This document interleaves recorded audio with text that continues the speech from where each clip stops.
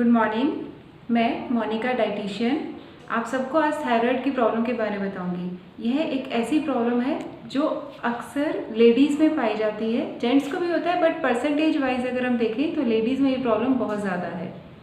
हम लोग की एक जनरल शिकायत होती है, हम कुछ ज़्यादा नहीं खाते हैं, बहुत कम, बाकी लोगों के कंपेरिजन में बहुत कम खाते हैं, फिर भी लगता है हमें हवा पानी भी सूट कर रहा है और हम मोटे होते जा रहे हैं। बेसिकली ये प्रॉब्लम थायराइड की वजह से होती है। एक्चुअली थायराइड एक ग्लैंड है जो हमारे यहाँ पे गर्दन में आगे की साइड होता है।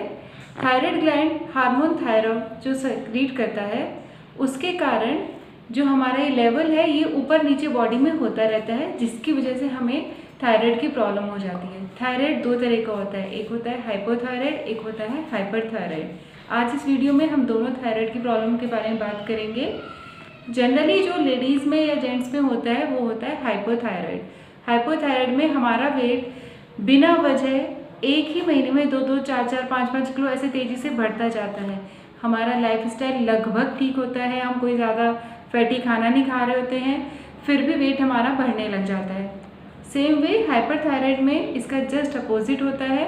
हमारा वज़न बहुत तेज़ी से नीचे जाता है, इसमें वज़न इतना कम हो जाता है कि कई बार एक एडल्ट पर्सन का जिसका वेट अराउंड 60-70 kg होना चाहिए, उसका वेट 30 kg तक भी हो जाता है कुछ ही टाइम के अंदर।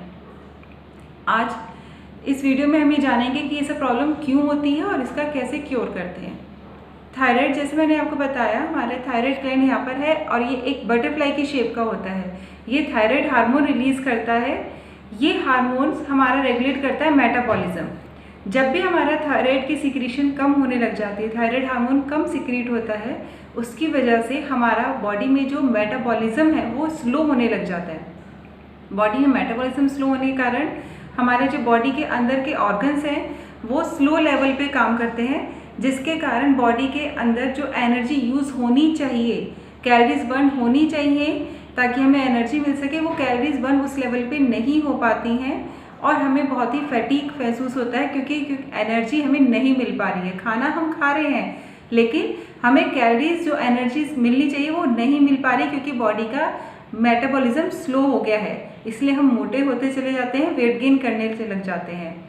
फैटीग, डिप्रेशन बहुत ईजिली इससे हमको कैरी करने लग जाता है। जैसे ही हमें लगेगा कि हम वीक होते जा रहे हैं, कुछ हो नहीं पा रहा है, तो हमें एक डिप्रेशन फील होने लग जाता है। तो वो डिप्रेशन भी इसका एक बहुत बड़ा सिम्टम होता है। इससे हमें क्योर कैसे करना है? सबसे पहला मॉडिफिकेशन होता है हमारा लाइफस्टाइल मॉडिफिकेशन। पहले हमें ये समझना पड़ेगा कि थायराइड ग्लैंड जो हार्मोन सिक्रीट कर रहा है वो पिट्यूटरी ग्लैंड और हाइपोथैलेमस ग्लैंड, ये दो ग्लैंड्स हमारे ब्रेन में होते हैं, जिसके कारण इसका सर्कुलेशन ऊपर नीचे होता है। अगर हमारा पिट्यूटरी ग्लैंड और हमारा हाइपोथैलेमस ग्लैंड सही से सिक्रीट करेगा सारे TSH हार्मोन्स, तो ये प्रॉब्लम आएगी ही नहीं।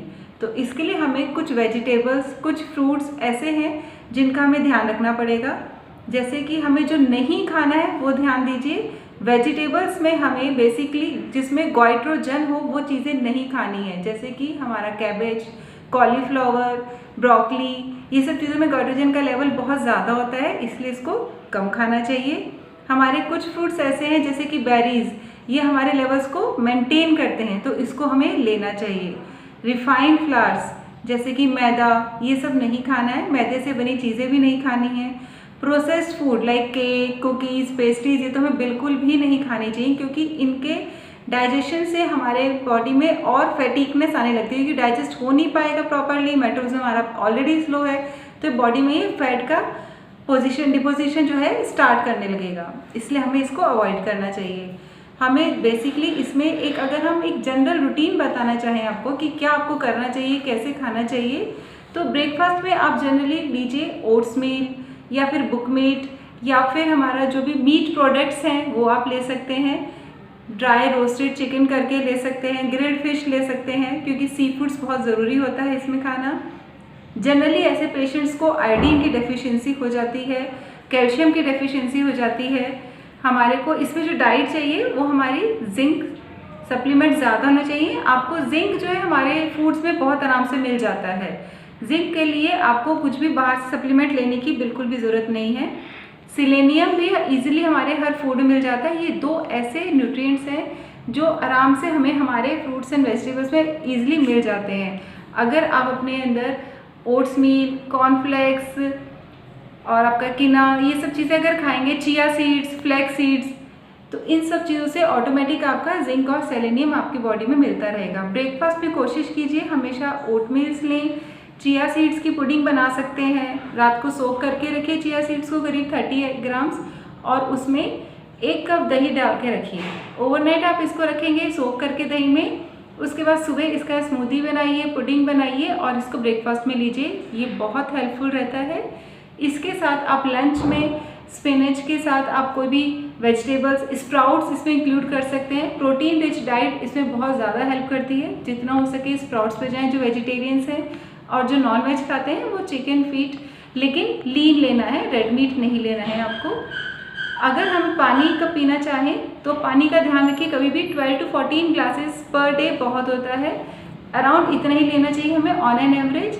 कोशिश करनी चाहिए कि खाने के बीच में आप पानी ना पिए, ये भी आपका मेटाबॉलिज्म को बहुत जल्दी स्लो करने लगता है। तो इन सब चीज़ का अगर हम ध्यान देंगे तो हमारा थायराइड लेवल जो है बना रहेगा ठीक से, और हमारा जो BMR है वो भी सही रहेगा। BMR सही रहेगा तो हमारा वेट गेन ऑटोमेटिक नहीं होगा। सो इन चीज़ों का ध्यान रखिएगा, थायराइड लेवल अपने आप ठीक होने लगेगा। इसके अलावा कुछ योगा भी होता है, जो आपको योगा आसन अगर आप साथ साथ करेंगे तो डेफिनेटली इसमें हेल्प करेगा। योगा आसन के लिए आप नीचे डिस्क्रिप्शन में देखिएगा, मेरा आपको लिंक मिल जाएगा यूट्यूब पे, उसमें योगा आसन है, आप उसको क्लिक कीजिए और करके देखिएगा, आपको डेफिनेटली बेनिफिट मिलेगा। आज के लिए इतना ही, कल फिर मिलेंगे।